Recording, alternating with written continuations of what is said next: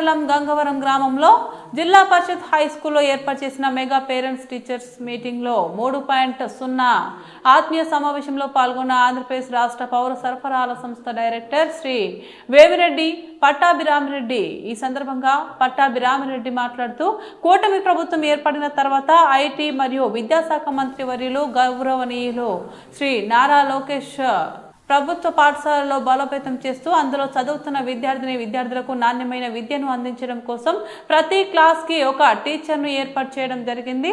పాఠశాలలో మౌలిక వసతులు అందిస్తూ మధ్యాహ్న భోజనంలో విద్యార్థులకు నాణ్యమైన సన్న బియ్యం అందిస్తున్న చొరవ మన లోకేష్ బాబు గారిది అని కొనియాడారు.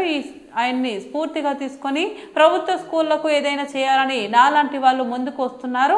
మా ఊర్లో లాగే ప్రతి ఊర్లో కూడా విద్యార్థుల అవసరాలను తీరుస్తూ నాయకులు ముందుకు వస్తే ప్రభుత్వం స్కూళ్లకు మహాదశ పట్టినట్టే. ఈ కార్యక్రమంలో గండవరం సర్పంచ్ బచ్చు సురేష్, దేవస్థానం చైర్మన్ బలం మాలకొండయ్య, నీటి సంఘాల ప్రెసిడెంట్ కంచి ఈశ్వర్ రెడ్డి పాల్గొన్నారు.